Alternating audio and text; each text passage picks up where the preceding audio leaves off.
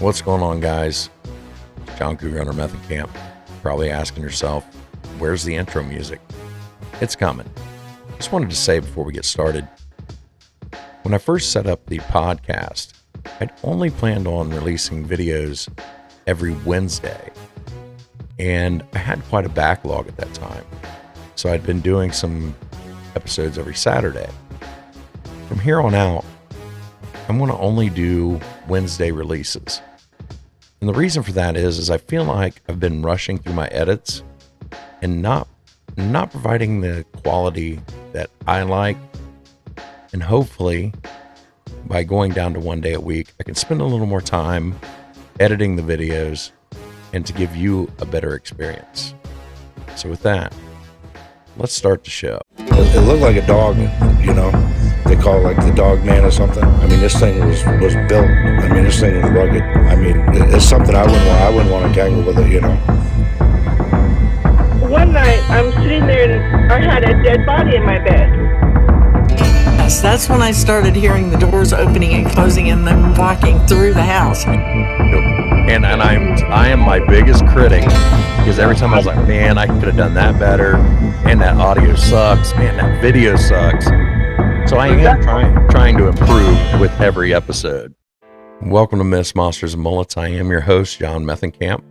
If you have a paranormal encounter you'd like to share, you can email me at mythsandmullets@gmail.com. On tonight's show, Chumming with Spirits comes on. And we did a collaboration, so you'll be seeing this episode on both my channel and their channel. And it's kind of a getting to know each other type episode.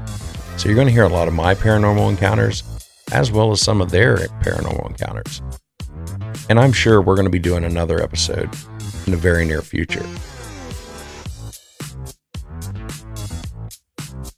Hey, welcome to Chumming with the Spirits. We have a special guest with us today, John with You're the Myth, Mullets, and Myth, Monsters, and Mullet. yeah, that's what I said. Yeah. Sorry, We've had way too much to drink. We've been drinking way too We much. apologize. We're a couple hours into this. Hopefully, you can catch them on TikTok, YouTube. Do you have Spotify. other channels? Spotify. Butterfly. Love Spotify. That's going to be upgraded here in March, though. I'm getting ready to start Red Circle, so I'll be on all of them here very shortly. Nice. Nice. Like, we do Rumble, Instagram, Facebook, all those others. And then stuff. we use RSS to Do the podcast. do the audio version.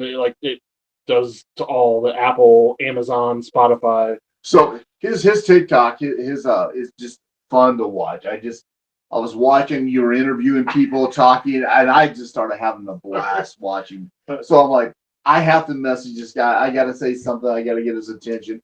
Hopefully he'll come onto our podcast and maybe we can I'll come be onto honest. his. So you let me know. I found you. I'm on TikTok at JD Parachum, and I followed you. I actually, not that your TikToks aren't bad. Your YouTube, I really enjoy your YouTube. You come across great. I've been watched it. So that was like the TikTok's good, but yeah, the whole video that you have really good conversations with people. So. Absolutely. So we'll put that out to you people that are watching this. You really need to follow and watch him on all of those. Yeah. I like your outlets. OnlyFans, by the way. Just saying. Yeah, we don't want to talk about the midget right now. Yeah, so I mean, well, when you get a mullet like that, you might as well take advantage of it. Yeah. So do you want to start the episode off? Okay. We're doing Chumming with the Spirits. Actually, Chumming with the Mullet. Yeah. On this particular episode, we have John with Monsters, Myth, and Mullets. That's close. Myths, Monsters, and Myths, Mullets. We'll get there eventually. You know what that means? Yeah, Fireball shot. Yeah, Fireball shot. But we greatly appreciate you taking the time, especially the last minute, to be able to hop in. Oh shit! I guess we're doing it. Didn't even wait. I didn't bring my fireball in with me. Dag on it. We'll have to ship you a case of it, so next time you'll be ready. We'll get you a party keg of it for sure. Absolutely. We can do that. We can definitely do that. So we'd like to ask you how you started with what you're doing now. So it's kind of funny. My TikTok, if you look at it, up until about September of last year, everything's comedy. few years ago, I created this character called John Cougar Hunter Method Camp. And it all started because a guy at work bought this fake mullet. And we were just sitting around bull crapping, and we come up with this John Method Camp and Meth Jagger. And we were in this fake band. You know, we just started coming up with all these backstories for this character. Well, I took it and ran with it and created a whole YouTube series of John Cougar Hunter Method Camp. And basically he is a ladies' man from the 80s that's stuck there. And he only dates older women, you know, things like that, women over 35, things like that. And I just ran with it. And so back in, I want to say late July, late August, we were camping, and my family owns a 120 acre farm over in Indiana, or I'm sorry, in Ohio. I'm in Indiana, but a large portion of it's wooded. So we go back and we primitive camp throughout the summer. Anytime is nice. Well, there was one night, my wife, she had went to bed early, and I'm still, you know, probably drinking a lot of PBR and whatever else falls in my mouth. But I decided to get on TikTok Live and just start asking people if they had paranormal encounters. And it just kind of took off. Like I was doing it out in the woods, you know, campfire. That's the only light I had. And I just started just doing it. Well, weather got colder, so I started doing it on my couch. And people started, responding to it. So a buddy of mine that I met at the Ohio Bigfoot Jamboree, he's like, dude, just start a podcast. So that's how Myths, Monsters, and Mullets got started. Was basically, I was just sitting around campfire asking people for their ghost stories. And awesome. I decided to keep the Method Camp mullet and just roll with it. So yeah, so while you're watching my lives Sunday nights, 7 p.m. Eastern time on TikTok, you can you'll see me. I mean, I do take it serious. I have conversations with people, but John Method Camp sometimes works his way into the conversation, and we keep it pretty lighthearted. So That's yeah, awesome. that's a little backstory on Myths, Monsters, and Mullets. That's really pretty parallel for how we started with Chumming with the Spirits. Yeah. You want to enlighten? So we've been investigating together off and on for 10 years. Yeah. Way before pre-COVID, but we've tried a couple different TV shows, tried long format episodes. We ended up, we were sitting around having a few drinks on the couch in somebody's basement, and we're kind of talking about, telling stories back and forth. We all have experiences, some of them together, some of them separate. And I'm like, it'd be kind of neat to be able to just talk about that as a group, kind of like chumming with the spirits. We're drinking, getting people relaxed. Because what we find out, like when we've gone to a couple places, like most people you go, if you ask them, have you ever had a paranormal experience? 90% of the time they're going to go, no. Mhm. That 10%, they're really going to get active. But if you're having alcoholic drinks and you have a couple drinks here and there, and OG says, this is my experience, this is what I ran into, or I go, well, this is what I had when I was growing up. Then they'll go, well, this one time. Yeah, there's that one time. That one time There's that that turns one into time. 15 other times that their brain just didn't want to really talk about. And then they're like, oh, yeah, I remember those footsteps. I could hear them go up the stairs. And you're like, okay, you think that might have been, that might have been paranormal, come to think of it. Yeah, nobody there. You're hearing footsteps come up to your room. Right. So that's how we kind of got started. Yeah. Goofing off pretty much, just talking about personal experiences, and then we've gone into a whole bunch of different topics. For sure. It's funny because when you talk to some of these people, like I remember Juan and the correlations that you and him had as kids, and he's hearing you talk about these experiences, and he's like, well, son of a bitch, like, now that you mention it, I had those experiences too, and I don't know why I never thought that they could have been paranormal, but why'd you have to bring those up? Yeah. So yeah, and there's the conversations that we have and have people on. Like Juan's a real good friend of Yeah. OG, Yeah. going way back. He grew up in St. Louis in a early 1900s house. I grew up in a small town called Independence, Kansas, in a house built in 1912. We had very parallel experiences growing up. That, like, it was pretty eerie for me. Like, I mean, it was like him telling the story that I was there. Oh, yeah. That was literally what I had dealt with, which I had not experienced. I mean, I had parts of stories with people, but when he was telling, I'm like, holy cow, you had the same nightmare as me. You guys both burned down. I think you guys lived together. You just didn't know. Didn't know about it. But yeah, I mean, that was a 4-part episode called Spirit of St. Louis on our podcast, which I still watch because I enjoyed it so much. Yeah. So we all have. You mean I'm not the only one who sits around and watches myself on my own podcast? Well, I always pick myself apart. That's what I do, and I am my biggest critic because every time I was like, man, I could have done that better, and that audio sucks, man, that video sucks. So I am trying to improve with every episode. Yeah. Well, and that's my goal for us. We're just trying to throw as many as out there as we can, but I'm always pulling back. Like, we have to get better. We have to do this, and then you won't ever wear white T-shirts again. Yeah, for sure.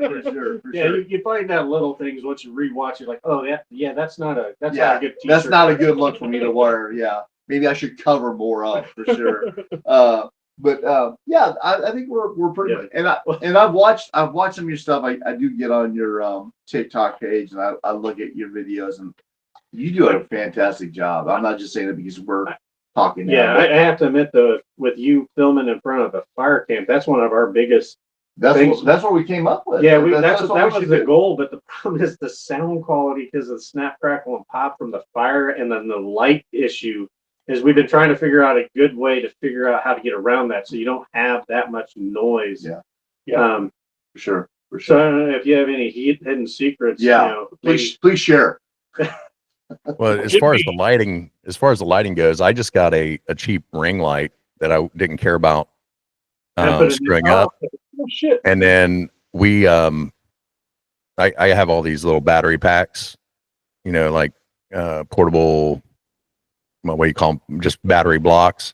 Yeah, they'll last like 2 hours on a battery block. So I just set that up a little farther away, change the setting to make it not so much like fluorescent lighting like it looks right now. Yeah. So even when the fire dies down a little bit, you still get that ambience of the glowing firelight. And then I use Android products, so that's why my audio sounds better. No, good one. That's what I use too. Yeah, they make fun of me all. No, honestly, I do. I have the battery packs and the Harbor Freight light kick, so we can do it. Just the sound quality, like when our first live we did in a brewery.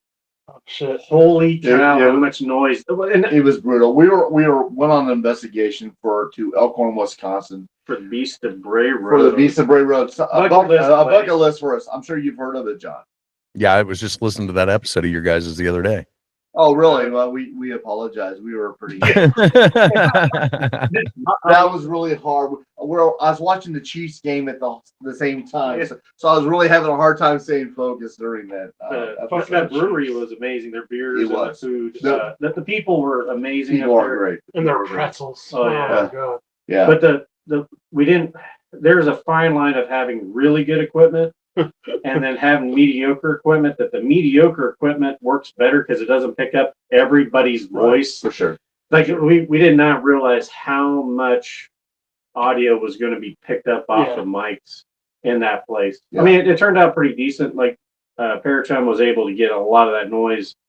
Some of it canceled out, and difficult. But every time we do a live or we go somewhere, it's all like 99% learning curve of like, oh, let's not do that again. Right. Well, even the bigger guys. I mean, you listen to Tony Merkel or Wes Germer, when they do live shows, it sounds like crap, but you just have to put up with it because that's the nature of the beast. You're going to have all this background noise Right. where you're not in a studio where you can control everything. So people that listen to that stuff, they understand that you're not in a controlled environment. So there is going to be the background noise. So I try not to even think about that.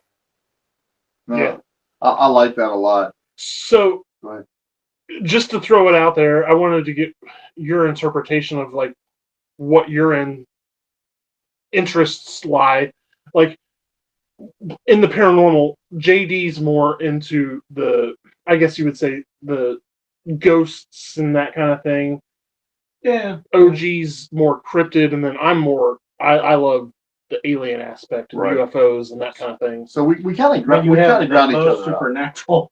Yeah, and Well, most of my experiences are paranormal as well. I mean, I Yeah. have no cryptid experiences. Now, Larry Parachum has an amazing video that he can never share, but I've seen it. You keep bringing that shit up. A cryptid in the woods, and it's absolutely. If you ever watched The Predator, it's just dead nut on. It's an amazing film footage. It's amazing catch. I wish you would bring that out to the public to show it, but I would like to hear your story. What's your first encounter, whether it be cryptid or paranormal? Can you give us some of that, John? So I'll give you a quick synopsis of what happened to propel me into the paranormal. Sure. So the same guy that bought the fake mullet that I used to work with, he and another guy at work, they had done some small paranormal investigations at like people's houses, saying that, hey, my house is haunted. Can you come over and look at it? Well, I live about 20 minutes from the Randolph County Infirmary in Winchester, Indiana. And it's been featured on a lot of paranormal shows. If you look, you can find it. But we're like, it would be cool if we just got a group to go down there and investigate it. We all watch the shows, Sure. Things like that. So a group of us got together, we went down there, and I'm getting ready to release, it'll probably be into next month. It's all the footage and stuff that we got while we were there. But we had, from the get-go, just everything started happening. We had the typical batteries dying on equipment. We heard some weird things, felt some weird things, but we decided to do an Estes experiment, and we don't know what we're doing. we watched it. We watched it on that show Hellier. Yeah. And we're like, man, that would be cool to do. Let's do that. Can you explain to us, John, what the SC is? So if you're watching, say, like Ghost Adventures or whatever, they have the spirit box, the one that goes through the radio stations, and you hear the right. Most annoying tool out there, right? Right. And it sucks whenever you're trying to go back through audio when somebody's using one of those. Yeah. So, but anyway, more than anybody can ever explain. Right, because you can't hear an EVP or anything during that. So it's like it's brutal. It's brutal. It's horrible. I basically, when I was going back through all this footage, if that thing was playing, I just ignored all the audio because there's you don't know if that came from that speaker or what, because you can't tell what directions it's coming from. It was horrible. But it looks great on TV though. It does. It looks good on TV. Right. And literally, after listening for 5 minutes of that shit and review, personally, I'm ready to blow my brains out. Yeah. Right. We did a small episode. I don't even know if you posted that one yet. We haven't posted it yet. Yeah. Because it is. It's like people don't understand. Like we watch on TV, it doesn't sound as loud as what that thing actually is, or is annoying. And Yes. It's like it is. It sounds neat when you hear a voice come across on the TV. Like. No, it's like going to the grocery store and your wife gives you a list and you forget something When you get back home, it's it's absolutely brutal. You just can't take it any longer. I'm sorry, we're getting off subject. Sorry, go ahead, John. So in the Estes experiment, what you do, so everybody isn't listening to that annoying static sound, you attach headphones, and one person wears the headphones while wearing a blindfold. Oh, yeah. And, I've done it. and all their job, their only job is to repeat what they hear. Yes. They can't hear the questions that are being asked. They can't see lips moving, anything like that. And they're supposed to just repeat whatever they hear. Well, again, we don't know what we're doing. This is our first time ever trying this stuff. So the first guy sits down to do this Estes experiment in what was the morgue of Randolph County Infirmary. And we didn't know it at the time, but we had that sweep pattern way too fast. So he basically only heard white noise. All he heard. And I think we'd originally said we were going to do it 15 minutes apiece. I was just looking at this video the other day. He lasted, I want to say, like 6 minutes. But what happened was he was sitting there. We're asking all these questions, and he's not saying anything. He's just sitting there. And we're like, this is a bust. This isn't working. I knew this crap was fake, whatever. And so we're just sitting there, and we're like, well, we agreed to 15 minutes, let him stay under for 15 minutes, whatever.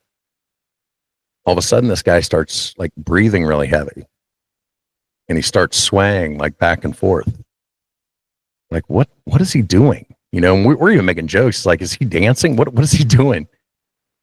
Well, then he starts breathing even heavier, like hyperventilating, breathing heavy. And he screams, "I'm dead."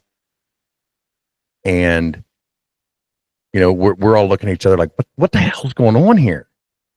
So my one buddy goes over and he pulls the headphones off the guy and the blindfold off. Dude has tears streaming down his face. Oh, wow. And, we're still like, what the hell is going on? So this guy and his wife, and then my one buddy, they go up to our command center, and I'm like, I'm going next.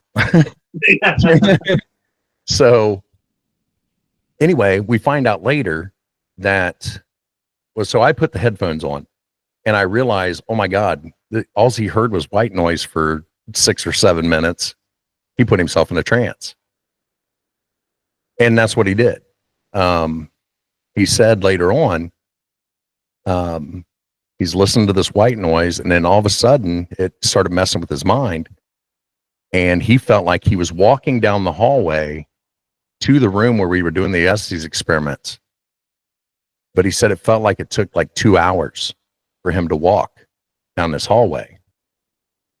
He walks into the room and sees himself sitting in the chair doing the Estes experiment. So he thought he had died and was having an out-of-body experience. And that's when he screamed, "I'm dead." Wow. Damn. So like, okay, he put himself in a trance. That doesn't mean it's paranormal. That's what's going through my mind at the time. Yeah. Sure. Denial. Yeah. That's how we right. I went in as an open-minded skeptic. I liked watching these different paranormal shows, but I never had anything paranormal happen to me. So I'm like, that I'm going to debunk everything that everybody finds here, because that's my job. So we do these Estes experiments, and I do my own. And when I went back through the footage, because I'm a dumbass, I volunteered to go through all the footage from all the cameras, all the audio, everything. You asked for it. You're the key to making everything work. You're the foundation of that show, of you doing all that. We appreciate that. But the reason that I wanted to go through it was I wanted to debunk everything. Yeah, Absolutely. You know, don't I was going to be like, you know, you guys are in there. You think that everything's paranormal. I'm going to watch this stuff. I'm going to listen to it, and I'm going to figure out what it really was. Right. So I had already volunteered for all this stuff before we even started. So I start going back through the footage. Well, when I was doing my Estes experiment, I can't hear anything, can't see anything. And I'm watching this video, and it'll be posted on my YouTube here in a month. You can hear this couple and the guy that went up with them. No, actually, it was just the couple.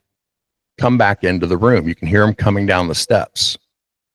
I say, she goes, or it may not be in this order.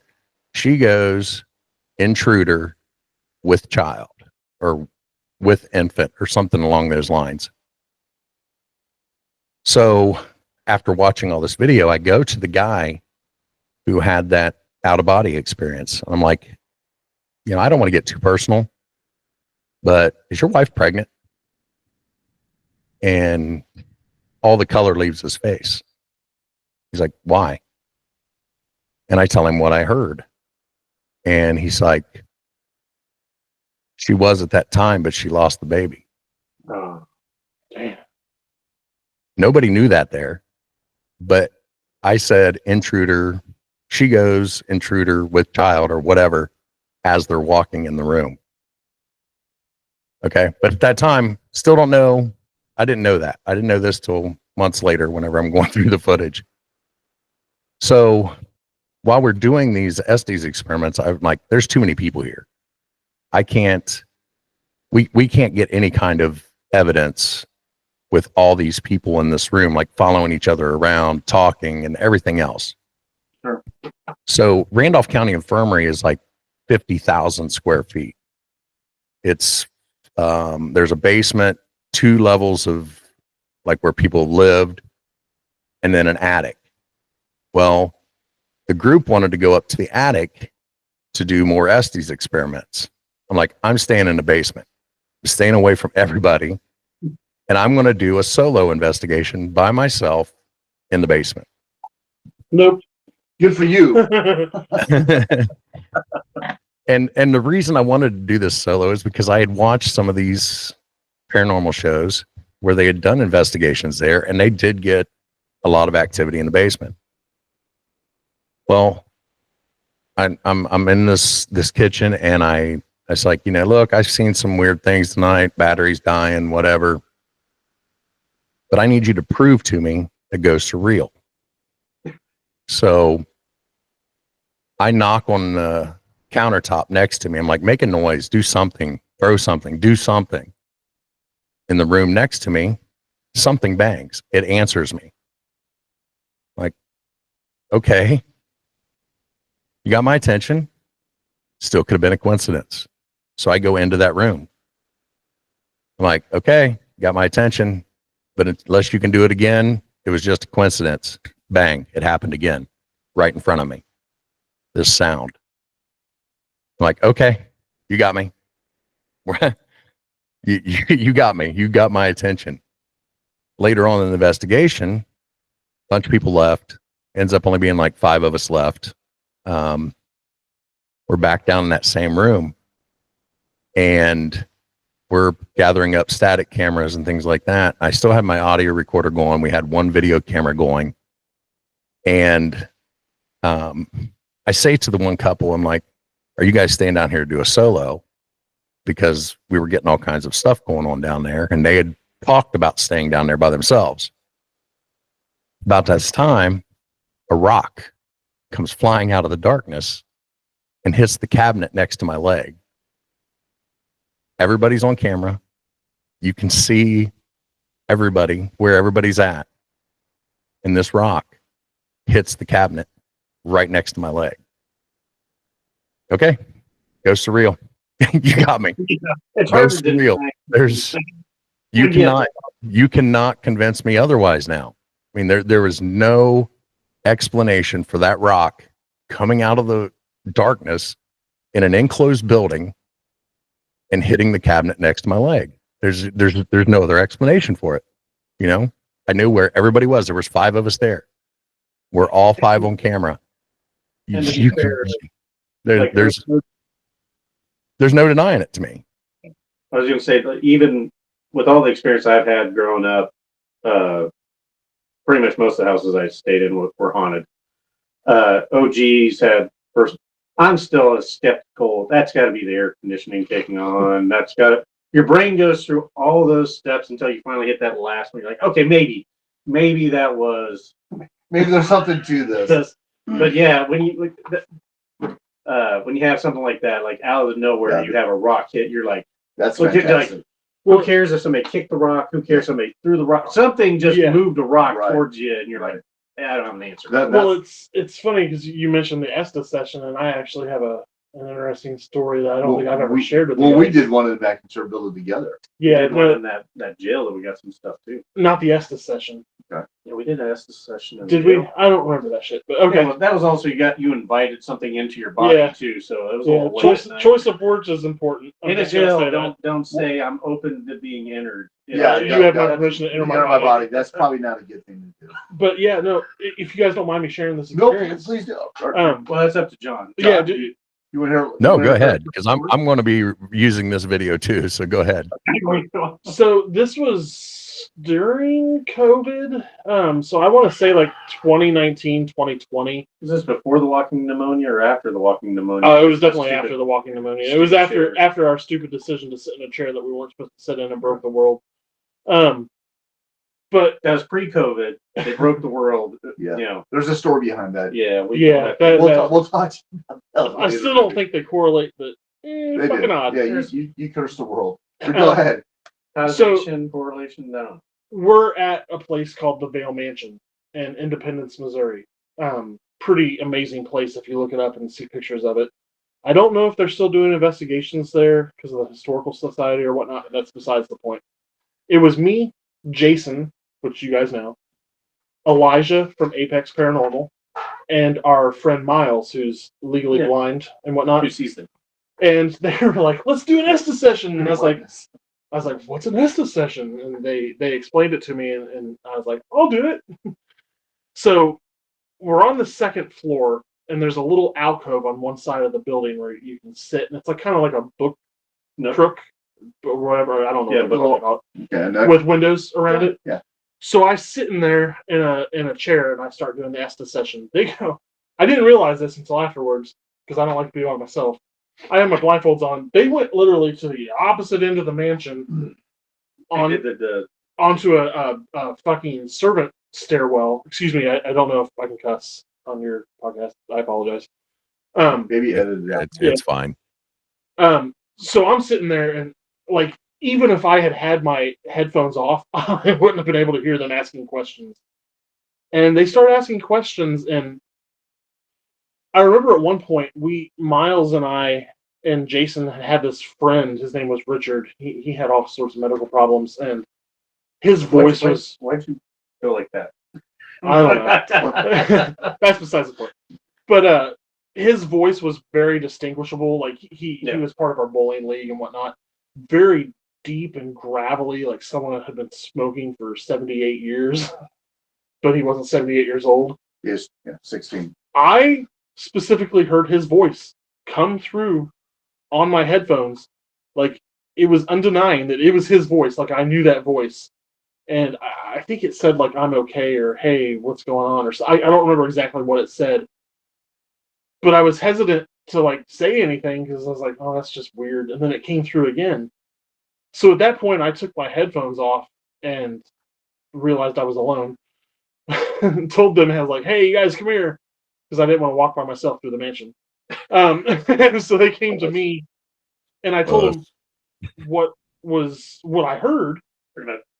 And yeah, I'm a huge wuss. But yeah, by the way, Parachum is probably the most scared person you'll find on any investigation you ever do. We actually found film footage of him. I shouldn't say he of his collar being pulled back when he was in a jail cell by himself. We have that on film. Yeah, and his pants were tugged as well. Scared to death. And we're all watching like, you're okay, you just keep on going. Yeah. But that's also how you got your name. I'm just going to put this out there. If something's grabbing me by the collar, I'm probably going to be scared too. But he is terrified on but he brings it upon himself like 50% of the time. Well, 50%. Yeah. So we found out that our friend Richard, after that, passed away. Oh wow. Like literally What? the day before. Really? Holy And I'm crap. like, what the Wow. fuck? Like, you've never shared this story. Yeah, like- that's a new one. Yeah, Oh, wow. I don't know how to explain that shit. it makes more sense from a paranormal aspect, Absolutely. but you just saying you're okay. Yeah, and then it's just a bullshit experience because Well, you see stuff yeah. on camera. So John, I call him out. I said, "Did you film it? No. Did you record it? No." Well, then it would be a story. But That's where he's coming from. learning that after the fact, I have to say that's unusual. Yeah, absolutely. So I don't know if he was reaching out to one of us. Might be just trying to say, he's okay. Yeah. You're okay. I just wanted to share that because I don't think I ever told you. Well, that that's before. amazing. I just Thank you realized for that- sharing, Larry. Parachunk. Sharing is caring. Yeah, I Sharing is caring. appreciate it, Well, man. Just realized John may not understand. Parachum, your nickname Is a bitch. I wasn't gonna say- Doesn't matter. the reason why he's got that name is Yeah. he, other than the attachments that we think he has, He brings stuff to my house that there's False. no denying. False. My wife did an exorcism on him 2 weeks ago. the holy water. Holy water. He chums it wherever he's at. If there's if you think there's activity, if you kind of put him off to the side, it seems to go towards him like he's chumming the waters. Yeah. And that's actually where that parachum came from, and then chumming with the spirits. We Gotcha. feel like he feeds on his sphere. And as scared as I get, our friend Jason, who I go out with and do a lot of investigations and sky watching and all We that call him the stuff, tormentor. That's his nickname. he Yeah. tries his hardest to push my buttons and put me in situations by myself I that think I am uncomfortable. And I usually do it. Yeah. Well, But I think we're uncomfortable for you. Well, I mean, there's a certain show that they have a guy Yeah. that they do the same They thing do the with. same thing too. And it I think Does it's- somebody seem to get possessed in every episode? Yeah. I've said this before. You can't get possessed that many times and live to tell the tale. No, not with as tight as their t-shirts are, and as much as mascara they wear as well. That's what it is. That's Yeah. what it is. Their shirts are so tight they're Yeah. losing oxygen to their brain. And and heavy on the mascara. It's got to be. One of it. I knew there was a reason why I liked you. Yeah. But yeah, I mean, they think something's attached to me. Well, I we know. know. We know. Well, I think it's just it's something. Well, you're not the only person out there that has that. No. It just seems like when we're in a possible paranormal scenario, Or my apartment. or Yeah. somebody's basement, or somewhere else, lights flicker. Things Yeah. have a tendency to happen more if you're there versus you not there. That's what we're saying. So we're doing a live podcast one night, and we're facing my rec room. We're in the cell block 3, which is what we call this, cell block 3, the It's a storage area. storage area. And we're watching. We're chumming, but we're still coherent.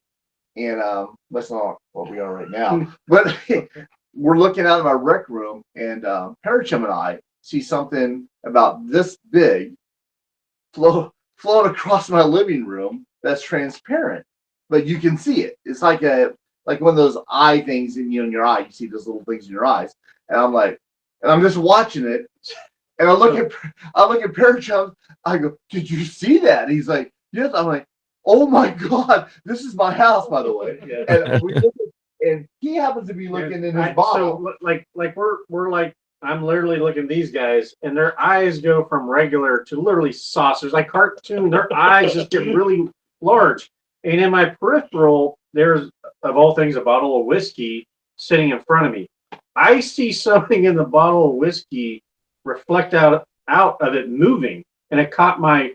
Because there's nothing in the living room. There's nothing out there. Matter of fact, we're actually recording out there just my kids collection. That's all that's out there. And their eyes go big, and I saw something move, and I'm like, oh, it's probably the cat, something. And they're like, did you see that? And I'm like, oh shit, that was something. That was real. Yeah, and we try not to investigate our own houses, just our friends. Yeah, we just investigate each other. But since then, we've relocated sometimes out in the rec room area. Well, when Parachum is under certain lights, the lights will flicker. We'll get noise. We've picked up voices, and this is all during. Oh, you said those were dogs. During our podcast.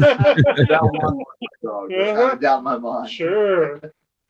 So, but Parachum seems to attract attention. Some of it, I wonder if it's not, if you go looking for it enough that eventually you start finding stuff, or it maybe it's just noticing you. It's like when you buy a red car and you're like, I have this red car, and then everywhere you go, like, what? I've never seen another red car of this type. But there's 15 of them in the town type thing. I think that's where we kind of run in. Now, I mean, we've all had paranormal experiences on our own and together. Like the bad part is we all have parallels. We're all the youngest. Some of my best personal experiences, that's all they are, is personal experiences, because I was too stupid to turn my phone around to record it. I'm trying to figure out. God, I'm so mad. I was so mad. Yep. You know what? I did the last investigation with a certain person named Grant Wilson at the Stanley Hotel. I usually don't do this with Grant Wilson at the Stanley Hotel. And I still at the Stanley of all places. Yeah, we did the last investigation, and still to this day, and I have a story about it too, where we saw a full body apparition, and I was not smart enough to get my camera up, the videotape, which me and two other people collaborated. They saw as well. So it is. Stuff. You just lock up. You're holding the camera in your hand, and you're seeing something. And it's like all I have to do is just turn my hand, and I mean, it's the same thing with when you hear about hunters and Bigfoot, and until you have that experience of like you see something that's so can't be real, and then after it happens, because it's like 2 or 3 seconds or maybe 5. This went on for 20 seconds, and I was so mad at this individual not knowing what I was seeing. But it also plays into parallel too. Like I remember the first investigation I ever went on. I was so excited to go over my audio recorder evidence. When I actually caught something, it wasn't necessarily like an oh fuck or oh crap. Well, it's never a Scooby-Doo moment. I was like, that's awesome. Well, it is because you get involved with the equipment. I mean, I'm sure you did as well. When you're acknowledging okay, now something's there because hey, I am here. But there have been times.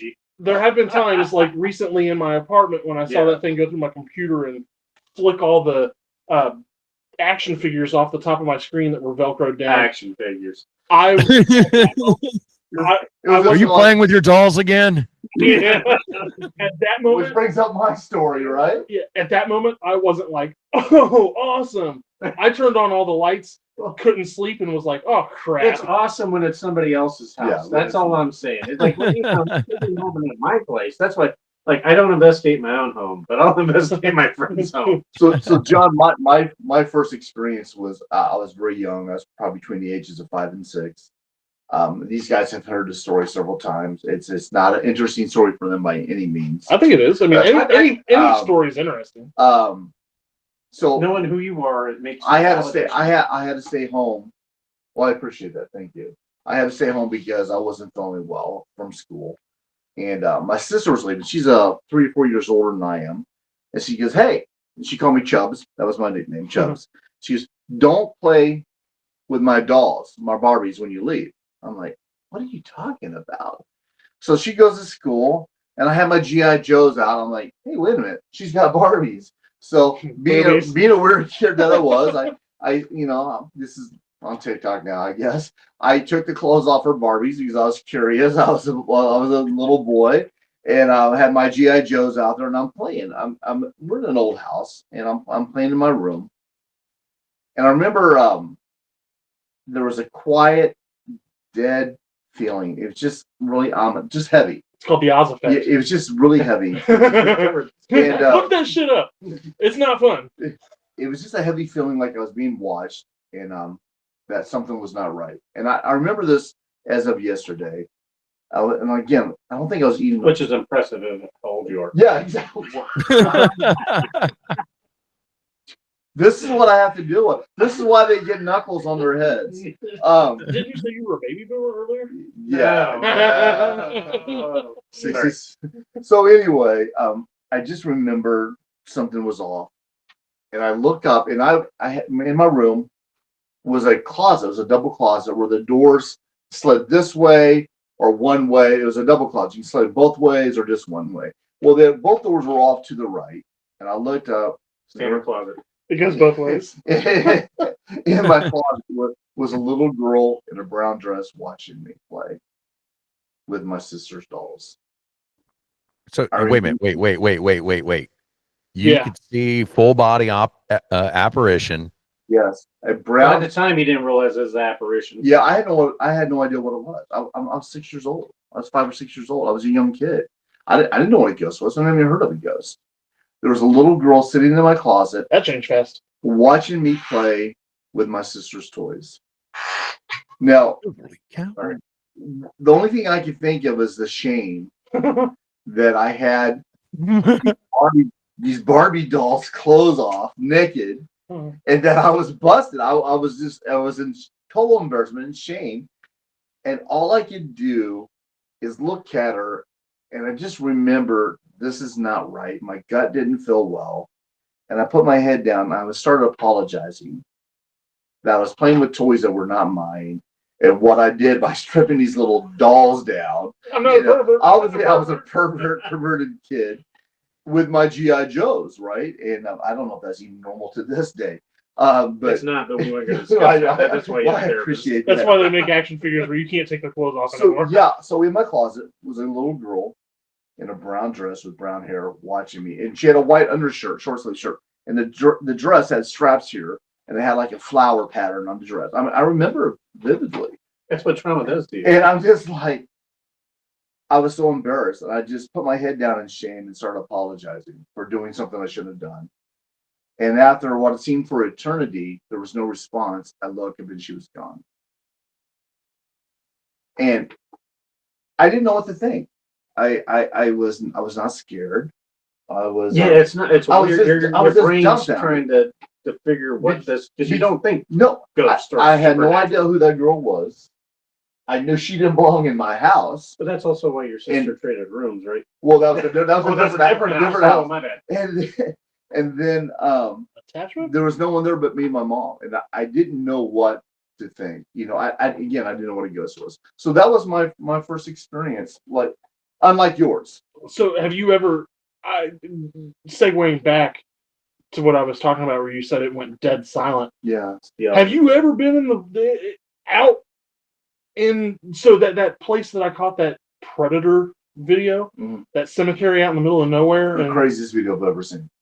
That you'll Jason never and I went out there one time, and I experienced the Oz effect. So you're out there in the middle of the night, Yeah. and you hear frogs and crickets. I and think it's- That's when a predator's around. Yeah. all of a sudden, everything just goes dead silent, and you're like, That's "Oh, a predator. Yeah, it is. That's a predator. And it's known as the term is the Oz effect. It to me is way more freaky when you're in a forest yeah, in the woods." in the woods in general, when because you hear everything's good, and then everything goes silent. Well, Well, that just means a predator's no- in the area. No wind, Yeah. nothing, Yeah. and that happened when we were out there. Oh, I just remember it being heavy. My balls sucked into my stomach. Sure did. So far. Well, Little pea. No, I've I've about that. Just a little pea, maybe a brown. I've stain. only seen the video, and my ball sucked into my gut. It's a very That's the worst feeling. Like I've seen stuff in the sky. I've been touched. I've been pulled. I've heard We stuff. heard that. Yeah, that's when you go But on that watching. effect will leave you scared Yeah, to death. yeah, for sure. And we apologize now, John, for all the editing you. Sorry. I don't know how much you watched my videos, but I don't edit hardly anything. Well, and the reason I bring The only reason up I have that to edit is him, it is true because I always say something about my wife's meatloaf and it doesn't go over well. and that's why I have to edit that out. But I'm leaving it in. So in that same timeline, the reason I bring it up, John, not only is it my first experience, what I feel like got me going into the paranormal world, it just had to have. In that same timeline, I'm in the same house. I remember waking up in the middle of the night. It was the same age, around the same age. Oh, yeah, this is a good And it's probably the most terrifying thing ever happened in my life. one. John, That caused all his white hair. yeah, it happened at 6. Yeah, it definitely happened at 6. I wake up, and John, if you have kids or not, or nephews or nieces or whatever, but you know how you hold the child up in the air like this, and you're looking at the baby, or the child, and I wake up, and there I am dangling in the air by myself. Something's got a hold. I know it sounds like a bull. I tell my guys, if you don't have video, it's a BS story. Well, did they have video of that back then? Oh my goodness. oh wow. Wow. And this is why you may never see Chum on this podcast again. That was a one. So I wake up and something's holding me in the air like you would hold a child, and I'm looking down. There's nothing in front of me. My legs are dangling. I'm probably 3 or 4 feet in the air above my bed. I never asked you On the this. room. Did you feel something holding you? I felt something holding me. That's Something like a creepy. parent picking you up. Yeah, like. And how old were you again? I was between the ages of 5 and 6. So Okay. it's not people dangling Well, there. and keep this. So this in is mind. around the same time as the little girl in the closet. Absolutely. That's why I Okay. bring it up, because this is the same house, the same time, and I just Most people don't remember. remember that far back, by the way, because it was that traumatic. You remember it all. I absolutely remember. I remember like it was yesterday. Sounds like I the Bell don't know if, Witch. as a child, if you ever been in so much pain, you wanted to cry so hard that no sound was coming out. But that's what Yeah. happened to me. Oh, I've had that during like I was sleep paralysis. I was screaming so hard and crying so hard, I was not making a sound. Yeah, that's And I remember that I was so terrified, and I had no what was holding me, because it was not my dad, it was not my mom, and I ended up passing out. I just remember going blank, and then the next day I woke up. I know. I don't think I've ever asked this. Did you ever tell your parents about these experiences? No, but I do remember when I woke up, I ran right to my mom and dad's room, and I jumped and held my mom until I quit shivering, because I was just so terrified. And they didn't ask, why are you doing this? I was a mama's boy, so Okay, no. more likely, it might have been par for the course, but I just remembered so much terror because I just didn't understand. Yeah, no, I wouldn't It's probably understand. just a family member, being glad. Yeah, Uncle Uncle Buck. Buck. So you don't even remember like falling back down to the ground or being No, I remember He's passed out. I remember waking up, half my body on the bed, half my body on the floor. That's terrifying. Yeah. So Wow. that was my first experience at a young age. And he remembers all the way back. To, It was. I mean, like what, I how will many never decades forget ago? it. Oh my gosh! Wow. Wasn't We're we really not that far apart in age. I'm just giving them a hard time. We are. It was back in this. Yeah, well, It was back in the 70s, Yeah. the early 70s. So I can tell you that. So I have to ask John, because I'm big into like UFOs and sky watching and all that kind of stuff. Have you ever experienced anything in that realm? I can send you a video that I just got about 3 weeks ago. Please do. Absolutely. The problem is it's off a cell phone, so all lights in the sky looked exactly the same. But Yeah. my wife was with me, and I'm driving, and she is commentating on what we are seeing. So No way. there's two witnesses to this. I saw your wife's podcast, or your introduction. You better watch it. She's going to take over your podcast. No, so that's funny.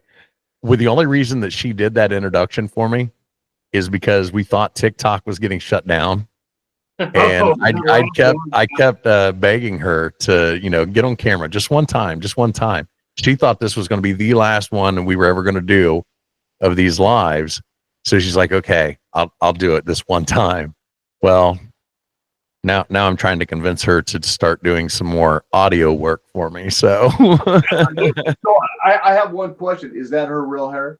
no, dude, every time I find a odd looking or funny looking mullet, I have to buy it. I thought you said watching the video, and I could be wrong, but she's like, "No, I woke up and it's like this." Yeah. And I just started laughing so hard. So when you listen to my comedy videos, I reference Charlene Mething Camp. And that's my right. That's right. that's my wife. And so we actually this is we're getting off the paranormal topic here, but I we do that all the time. and it's fine. But we actually when I was doing all these comedy videos, we were going to do a movie, and we were going to call it the Cougar Witch Project. And the whole premise behind the movie was John Cougar Hunter Methenkamp's missing.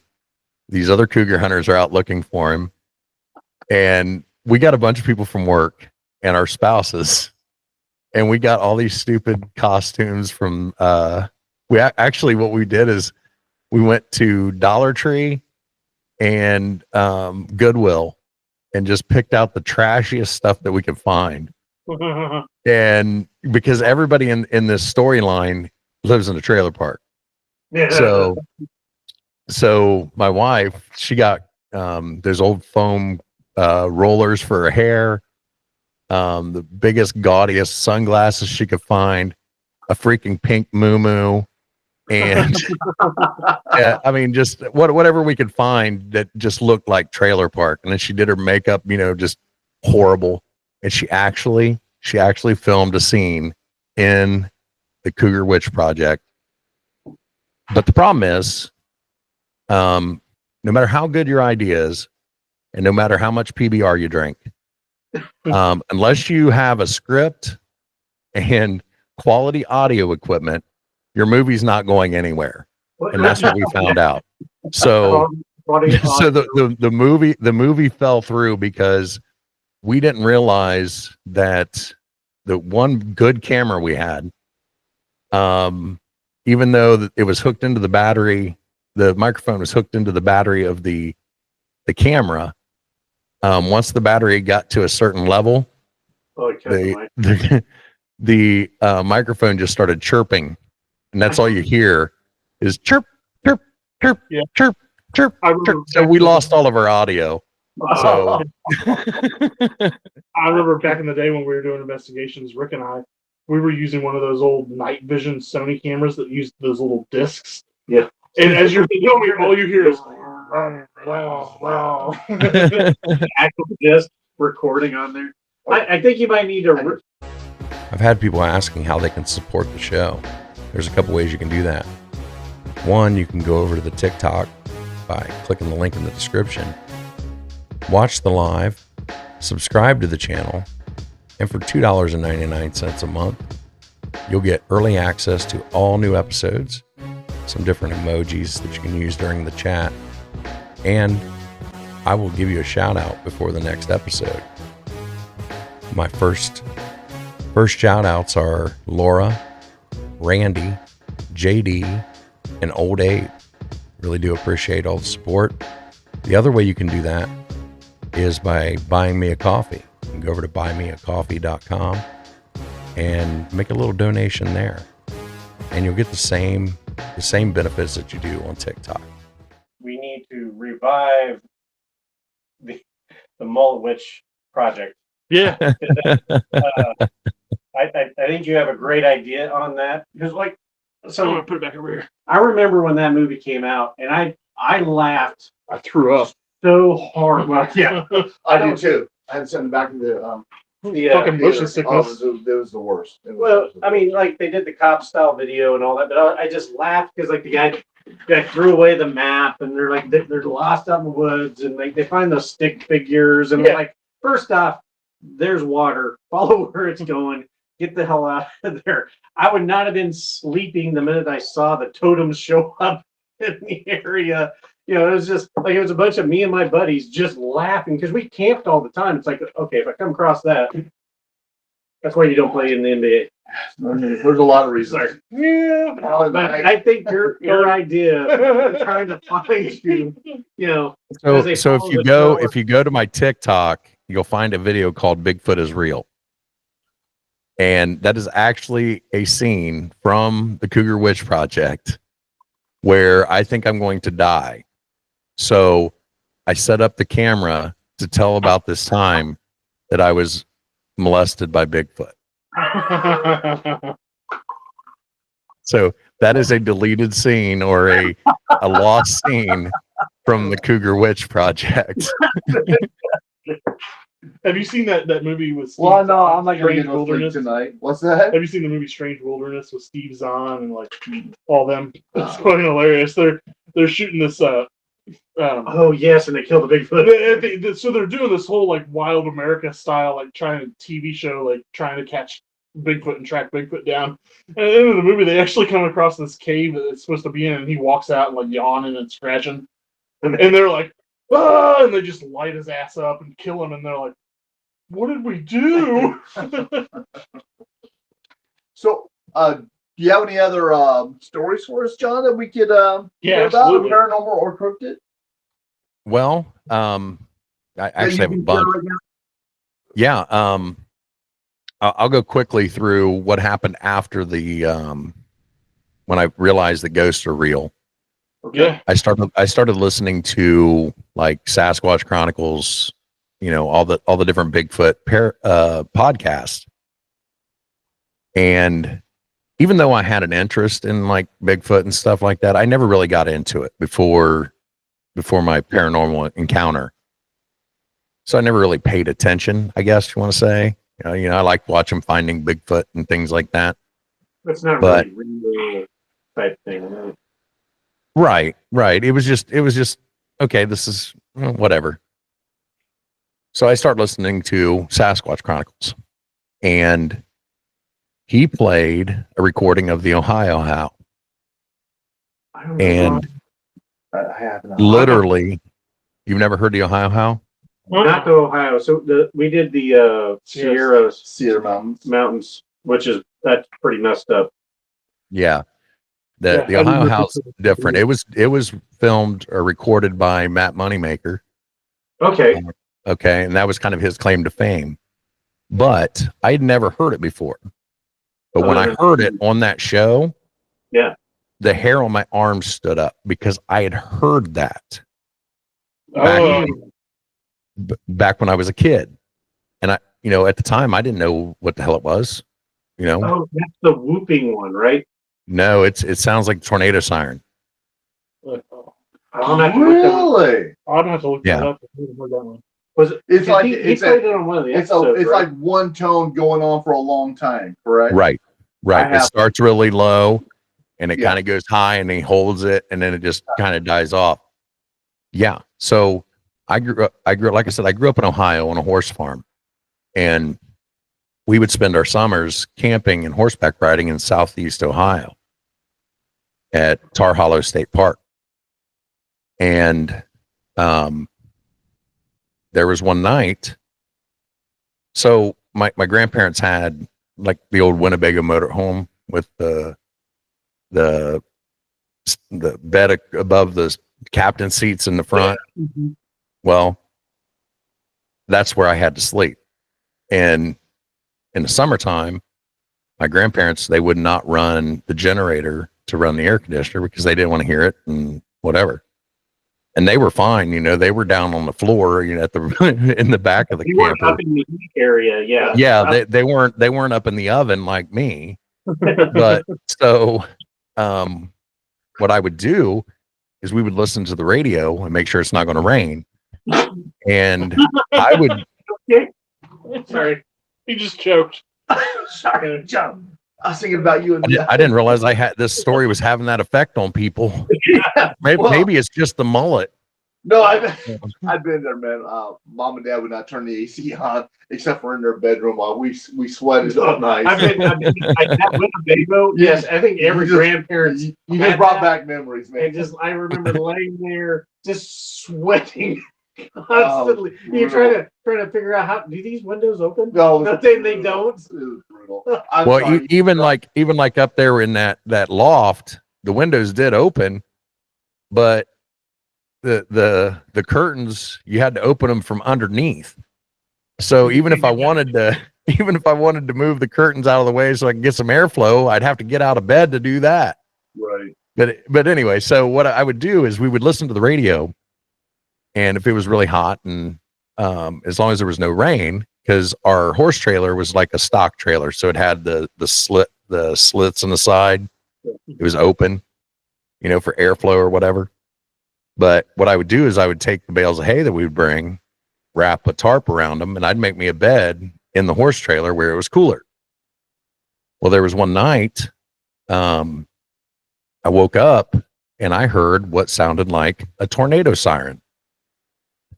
Well, Tar Hollow State Park, closest town is Londonderry, Ohio. And it takes like 20 minutes to drive there. So it's a pretty good distance, and you're in the middle of the state forest. The horseman's camp down there is in a valley. So there's all these ridges between you and the town. So I'm like, it sounds like a tornado siren, but not quite. It was There like shouldn't be a tornado siren out that far, right? right. There's like, but I'm, so at this time I'm probably, I don't know the exact year this happened, because, at the time, it was just something weird that happened. I know it was before I turned 16 and probably after I turned 11. So somewhere in those years. So around 1990. So anyway, this siren sound wakes me up, but it didn't sound exactly like a tornado siren either, but close. So I listened to it, and it goes off for maybe like 30 seconds. And then it just cuts off. I'm like, that's weird. What the hell was that? And, when it first woke me up, I thought maybe I dreamt it, whatever. So I'm sitting there. A couple minutes later, does it again. And I'm like, that's not even coming from the direction of Londonderry. It's coming from like the center of the park. Cuts off again. Like, this is freaking weird. What is this thing? Third time it happens, I'm like, okay, if that's a tornado siren, I need to wake everybody up. What, something's going on. Right. So I get up, get out of the horse trailer. As I'm getting ready to go into the camper, it happens a fourth time. So I hear this thing 4 times go off in probably less than 5 minutes. I go in, grab the radio and turn it on to listen to the weather report. Clear skies. There's no rain. Nothing. No, they're not talking about any kind of weather. And my grandpa says, well, you must have dreamt it. Go back to bed. So I did. Rub some dirt on it. Right. So, but then I hear this 30 years later or whatever. I'm like, holy shit, I heard that. That's what I heard. And people report hearing this, and there's several recordings, not just the Ohio owl. Yeah. There's other recordings of this very similar sound that's associated with Bigfoot. So do you think that would be associated with a regional? No, it is heard all over the United States. Like they hear this sound in Florida. There's recordings out on the West Coast. It is and it's very similar every time it's recorded. What's your opinion? Not to interrupt you. What's your opinion on that?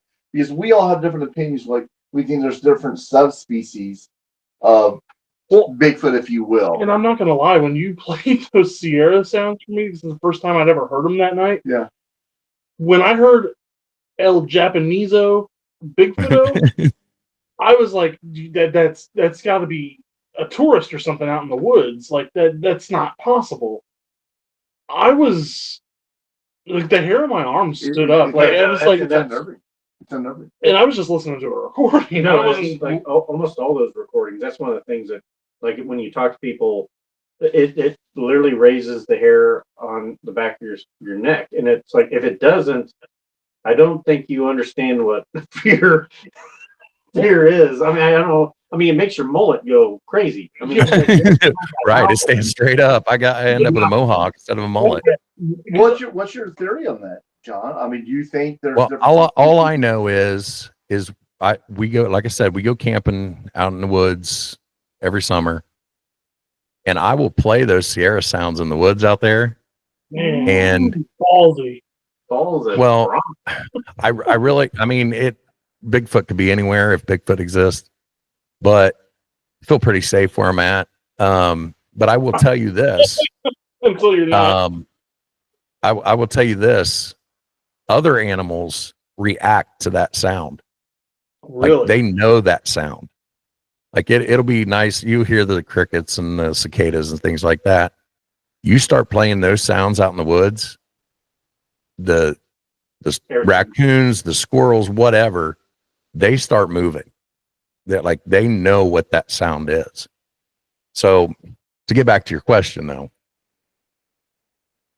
there's so many theories. You can't ignore the woo factor because there's too many reports of it, like the cloaking, the mind speak, things like that. So I can't rule that stuff out. That's funny you brought that up. Yeah. No, that's not But- right. I enjoy it. No, I know just- I know this, what I'm about to say is sometimes controversial, and I don't care. I cannot rule out the Nephilim theory. And the reason I say that isn't because of even the woo factor. It's the government cover up. Because there's one thing that the government does not want to be true, and that's religion. Because if religion is true, then they lose all power. So that to me would be the number one reason why they would want to cover this thing up, is because if it is Nephilim related, that proves part of the Bible, that takes away their power. That's the only reason I can't give up on the Nephilim theory. But the government doesn't cover things up, do they? No. No, That happens. no. All How right. dare I even mention that? So my biggest theory on the Bigfoot, and I don't know if these guys necessarily agree with it, but the whole what do you call it? Infrasound? No, the missing 411. David Paulides. Topic. I think Bigfoot is the main culprit behind the missing 411 accounts. Just throwing that out there. Yeah, there's some correlations with the cave patterns and The mastering. yeah. I mean, like, so one of my theories on it is I think there's subspecies, but we also, I think we get kind of, I mean, I'm in the supernatural realm too. So I think there's probably forest spirits is what you might call, that are more supernatural than actual creatures. And then we have actual creatures. Like, I mean, like if you came across a bear, I mean, you're not going to tell that tale if it was hungry. I mean, and when you get into the early 1800 mountain men and how they were talking about, the mountain apes and mountain devils, depending on how you go, I think there's probably more stories that never got told because you came across one in a bad type thing. I'm like, if it truly is a 10-foot tall primate and it's mad, or you pissed on the wrong bush, you're not making it out. Because that's one of the scary things that we kind of talked about at one point. Like OG was talking about, I'd shoot one. I'm like, okay, you shoot the first one. What are you going to do about the 3 others that are hiding in the trees around you? Because they move so, like, even if the films that they have are partially fake, the amount of how fast they move and fluid and silent, that scares the bejeebas out of me. Because I know I can't move that fast. I can only move faster than OG and Parachum. Well, I mean, though. Take that video that I can't share into account. Yeah. How fast it moves. It's going through densely wooded coverage that the distance it traveled in the 2 seconds that I captured it on camera, it would take me 2 minutes. Yeah. And you would hear me. Yeah. I didn't hear a single freaking thing. And more and more videos being captured, and you're seeing more. Because, like, to me, the easy fakes are when you see the head bob. Yeah. And it's like, okay, that's that person in the suit. When you see that head do that fluid, linear movement, and it's almost flat, that's when I'm like, okay, I might have to give some credence to that, because that's something that can naturally move, and that's what you would expect. I mean, because like even elk, when you see them run, or deer, generally most of their heads stay pretty level because they have to And you see hear what them. they're. Well, And you hear I them. think, John, I really think you hit something though with the Yummer cover up because we talk about the red-haired monsters in Saudi Arabia or wherever it was. Yeah, Giants of Kandahar. Yeah. Yes. I think you're really onto something there. That, The stuff in the Grand Canyon that no one's allowed to see. there's just I think Lovelock Cave. Yeah. Oh, yeah. That to me, that's the most fascinating one because I mean, there's enough documentation on that one that's like, and then Smithsonian covering all giants for. How dare you? How dare you? That would never happen. I know. You're gonna have to share your tinfoil with us. At some point. that's How do you get that under your cap and not show it so well? That's but, you kind of I never thought about it until you just now said it. I'm glad you opened my eyes to that a little bit. I am really appreciative of that. Yeah, and so I bring it up a lot with OG and JD over here. It's like I'm curious to hear what you would do if I'm out in the middle of the woods and I hear either whistling or a little kid or something saying, "Help me! Come help me!" or just help me Or in help me. general, like a female or a child. OG's like, "Yeah, it's a kid. I'm gonna go try to help him." I'm gonna be like, "Screw that shit. I'm out." But back up. No, there's no backing up. Well, there is backing up the other way. He doesn't have kids, so he doesn't Oh, understand. that does make a difference because I'll tell you what, I will die for a kid, even if it's a ghost kid. I'm going to die for it. Oh, no. No, you and I are on the same page as that. Ghost kids are the most terrifying. No, what I'm saying is, my natural instinct is if I hear a kid in trouble, I'm going towards it. I don't care if I find out it's a ghost. I don't care if I find out it's a demon.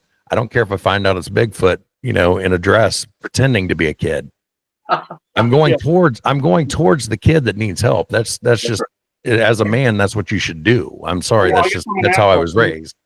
I'm going to be like, screw you, kid. You're on your own. He doesn't have kids, So I have kids. My approach is not to rush head first into it. I would be scouting to try to figure out where My fat ass will be outside the woods faster than you can imagine. Parachut's running the other way. I know OG is running directly to it. I And am. I'm going to be flanking OG and try to give him cover with whatever I might have or have not on my person if I'm out there. But I agree with that. He has quite the gun collection, so hanging with him in the woods, I'm feeling pretty safe. But saying that, I hear like you. Yes, no, I understand exactly what you're saying. If I hear a kid in stress, I'm there. But the help me, or I think the whistling is the one that bothers me the most. That's a little different though. So no, And why is it that if you ask anybody from Appalachia what to do if you hear whistling in the woods after dark, everybody knows you don't answer and you get the hell out of there.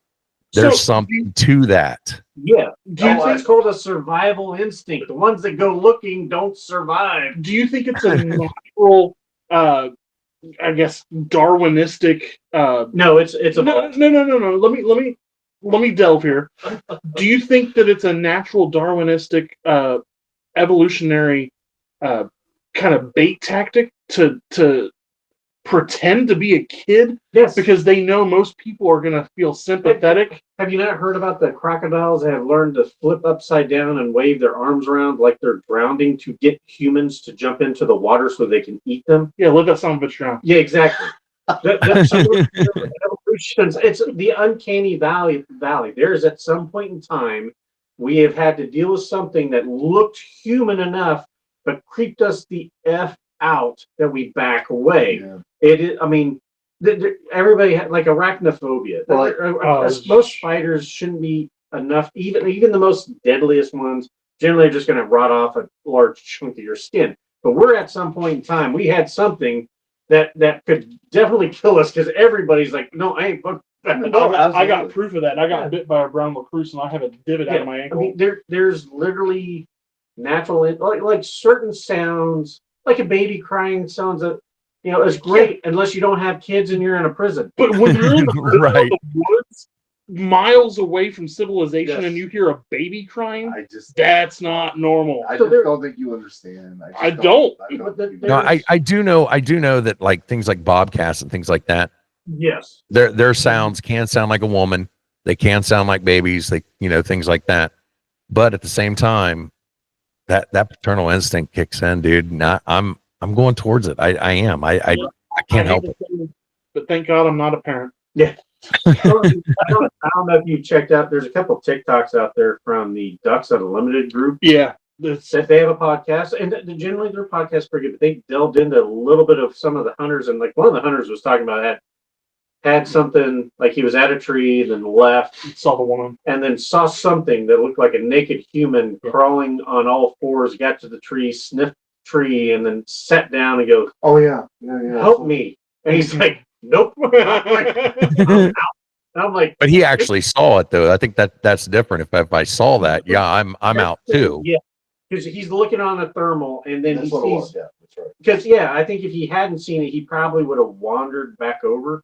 But what got me was that was Ducks Unlimited podcast actually talking about something that's normally taboo.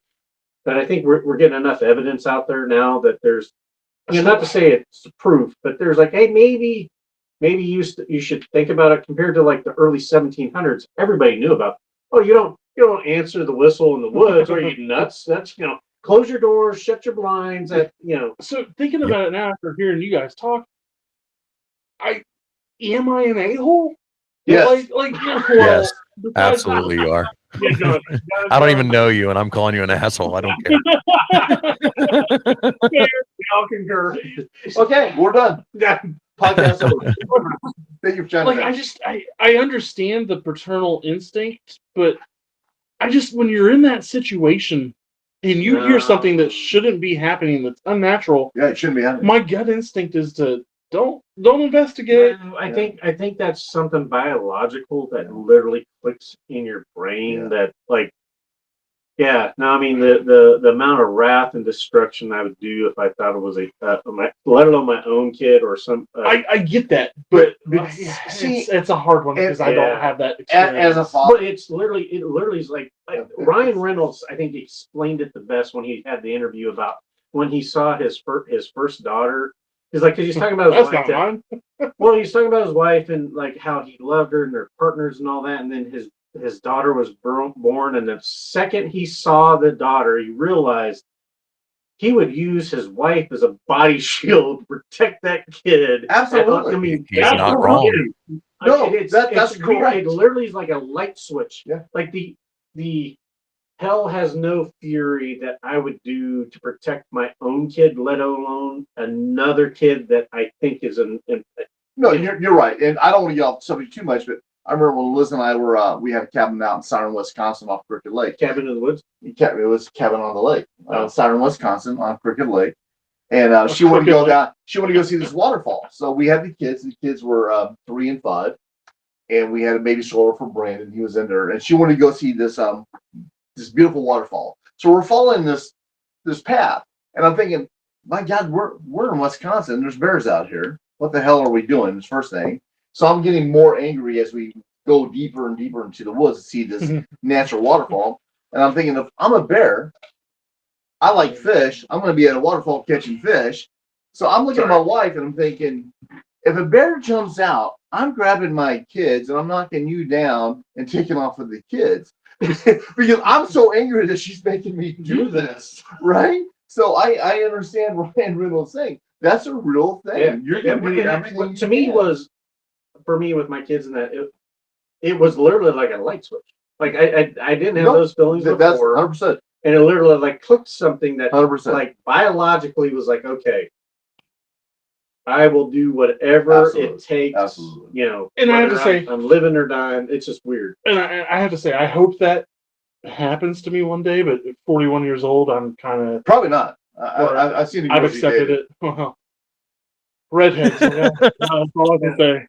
So I mean, this might be a little off. John I've enjoyed our conversation so much.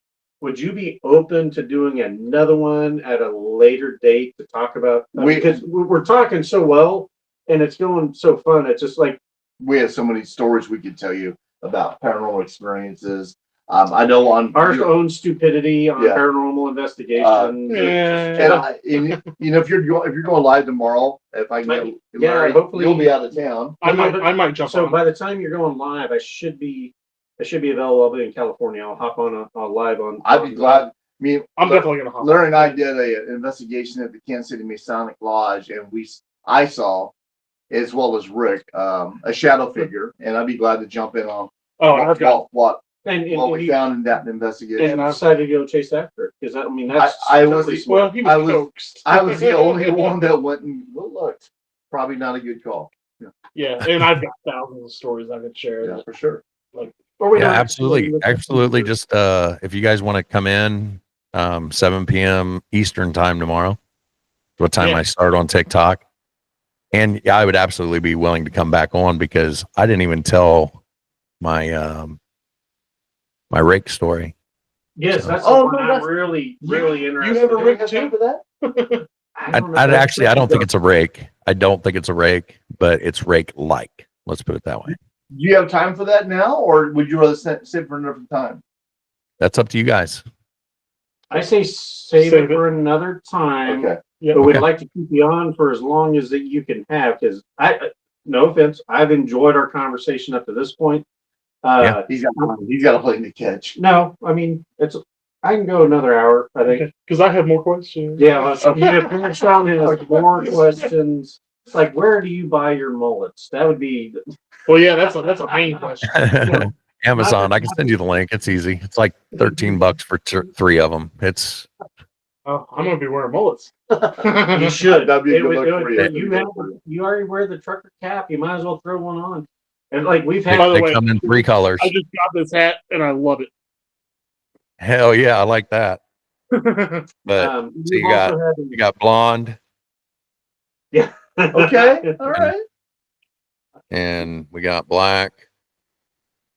So I think the blonde looks better on you. I like the one you're wearing now, though. I think it looks good on you. That's I give out all the blonde and black ones to my friends, and I keep the brown ones for myself. So I think the next time we get on and do another co-op, we'll have to get a couple of those just for you. Oh, that's a nice one. Absolutely.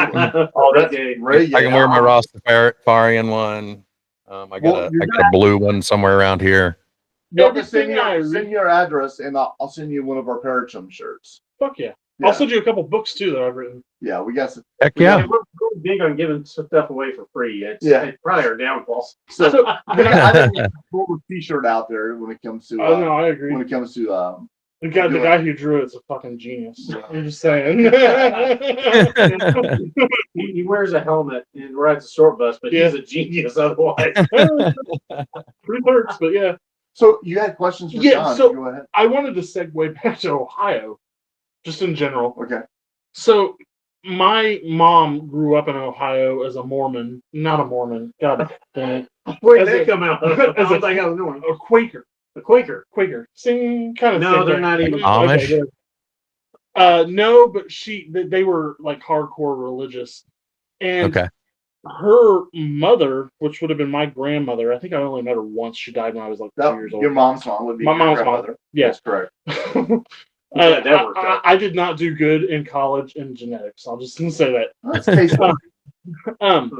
But my grandmother grew up and was very good friends as a kid whose father built they're called the Pyatt Castles. Yeah, I've been there. And she remembers, I guess, my grandmother telling her stories that she would like play in the castles as a kid and the grounds. Have you said you have been there?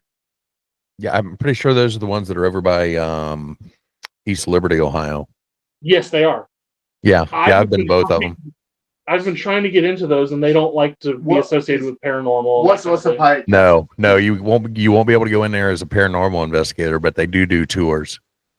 I actually reached out. And this was like probably 10 years ago. I reached out to the elderly lady that ran the castles and asked about the paranormal, and she said no. And then I on the phone I talked to her about, well, hey, my grandmother grew up with the son of the builder, and remembers playing, and we had this long conversation on the phone. I wish I had recorded it. Which would But- be illegal, but you know. Without permission. Yeah. But what Mama doesn't know doesn't hurt her. Are they, as a historical perspective, are they interesting to go like check out and see? Because I've never been to them myself. I think Castle is Loose term. yes, they're stone mansions is what they are. Yeah. And I see pictures. They're pretty cool. I mean, I've been through both of them. They're really neat. I just think it would. Would be I fun go to do. back? Probably not. I'm telling you what this is about. I was just curious if he. Because it's in the area. It's in the area. I was just curious if he'd ever been there. Jesus Christ! Am I allowed to ask questions? Whoa. I'm joking. We're gonna have to check you But out again. The main one I was curious to see if you had ever been to, and I know it's I don't know if you're allowed to record or do anything or take pictures there, but it's the Snake Mound in Ohio. Oh, Serpent Mound. Serpent Mound. I'm sorry. Thank you. I think you were, the way I understand it, and that's actually not too far from Tar Hollow where I had my my Bigfoot experiences. That's interesting. I'm pretty sure you can take pictures. I'm not sure about video though. I know because they've ran that one dude off who was trying to do that documentary down there. Yep. So I'm not sure about the video, but I'm about 90% sure you can take still pictures. But Indian mounds. Or Yeah, it's like when you look at it. you've from- never heard of Serpent Mound? I've heard of that. I really don't know the heritage of it. He's had a sheltered life. We give him a hard time about this stuff. Yeah, no. Well, the bad part is there were more mounds than just the Serpent Mound that got wiped out because they weren't protected. They're like, that's a scary. I've got this map, and I made a joke about it in one of my method camp videos. I called it my secret map that I got off Amazon. And it lists all these paranormal and his Bigfoot sightings, UFO sightings from Ohio, and it's like 5 foot tall and 4 foot wide, and it has all of them listed. There's thousands on this thing, but it also lists Native American sites. When I bought this map, I paid, I think, like $12 for it, and it literally said one left when I bought it. So I made this joke. I was like, I got this secret map. It was the last one. Nobody else is getting one. You go on Amazon right now, and that thing's like $150. No kidding. Because I really do think I got the last one. But yeah, it lists a lot of the burial mounds, and the Adena people were in the Ohio Valley, and that's who built all the mounds and all the Native American stuff in that area. So, well, there was I don't know who the theoretical I never heard of stories of giants in certain mounds when they tore them down that the Smithsonian came out and took the bodies and and destroyed disappeared. Not that I'm overreaching or anything. have you ever heard of his name? His last name is Zimmerman. I'll get back to you. No, I think it's like Hans or not Hans and Franz. Isn't Hans? I do want to say it's Hans Zimmerman, but that just doesn't sound right when it's coming out of my mouth. Isn't he like a musical score director or something like that? No, he actually he did a book called like Encyclopedia of the Mounds or something like that, and he discovered or found like 90 different mounds basically in my area, Indiana, Ohio, that were on like private property and stuff. You know, we have one here in Kansas City that no one knows about. It's down next to the Kansas City. Would it be Fritz Zimmerman? Fritz Zimmerman. There you go. That's it. Fritz Zimmerman. Thank God for Google. Yeah, Google Yes. really helped. Yes. But I was listening to him on a podcast, and I was like, oh, that's pretty cool. You know, he found stuff in my area. Well, after I call it the thing. You watch my YouTube channel, it's my encounter that I had back in November with the rake-like creature. I started looking into all this stuff in my area, like what the hell's going on here? Oddly enough, in the county that I live in, there was a mound found with oversized skeletons. No way. Yeah, literally like 10 minutes from my house. No, so when you guys say, Well, I'm sorry. Okay, Go that's ahead. okay. I'm sorry. What happened to the remains? Smithsonian. The took care of it. Smithsonian didn't take them. Fritz did. I don't know what happened to them. I That's the don't know what problem. happened to them. No. I mean, all the ones I have researched, they found the mounds after they've like tore them down. They find these, and most of the stories that I could find talk about the Smithsonian because they notify the government about it. And we're talking like the early 1900s. And don't they legally have to?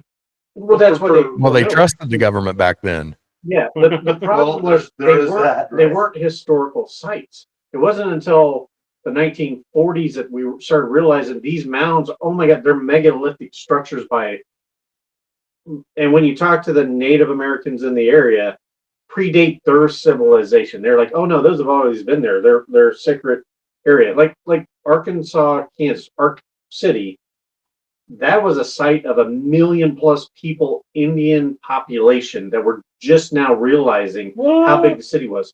There was one now they're figuring out in Sure, KC. sure. Yeah. So what happened was when not Columbus, but who came after for the Fountain of Youth? Ponce de Leon.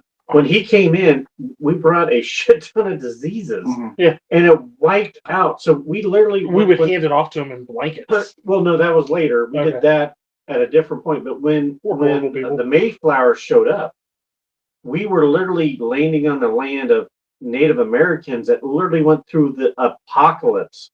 And what we saw of what they had was just the stragglers left of wiping out millions of people because of Yeah, the it was other a people. metropolis. But in theory, Don't you have to?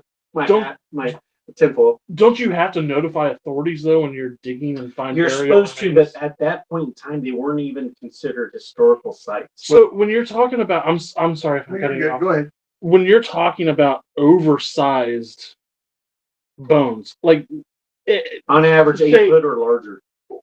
okay, that's Yeah, pretty it was, big. because that was one of the arguments. They're like, well, when somebody dies, their bones get spread out, and you have to take in. And the problem was they're like 8 to 15 foot tall. Maybe an inch or two. Yeah, and that was the problem. They're like, Foot or two? well, if they'd been 6 foot to even 7 foot would have been maybe because of the way these people. That's Well, and then the rumor is they had double rows of teeth, which goes into Yes. the Nephilim theory. Exactly. Really, I never heard that. you're Oh, right. dude, yes. Double row. Double rows of teeth, 6 digits on fingers and hands. That's all goes back to the Nephilim. And you start looking at a lot of the ancient. They didn't have the effects of eating. Like if you eat a human, you're going to have all sorts of diseases because the way Homo sapien has been evolved. The dose was the Division or there's a different breed of humans that didn't have this problem, and there's Yeah, I don't. I think we might have to have another conversation on that. We can have conversations on whatever you want. This stuff is this. I just love it. I love it. I just saw your eyes light up. I'm like, okay, that's probably another So 2-hour conversation because I would love to get in that. So does this correlate with the crystal skulls, the Nephilim? Yes, absolutely. No, well, kind of because Yeah. we're gonna have to stop. We're gonna have to stop because we're gonna do this for hours. And yeah. One, I gotta take a piss bad. So. Do we need to take a 30-minute break? Go ahead and take a break, man. Come on back. Let you pee, come back, and then let's If you talk have about. time. Okay, guys. I have a meeting with my wife. Yeah, you don't want to miss that. You better keep that meeting, my man. Yeah, it's Valentine's weekend. Let's leave it at that. Oh, that's fair. Hey, we appreciate your time. Yeah, thank you very much. It has been a pleasure. Yeah. We're looking forward for more collabs if you have the time. Yep.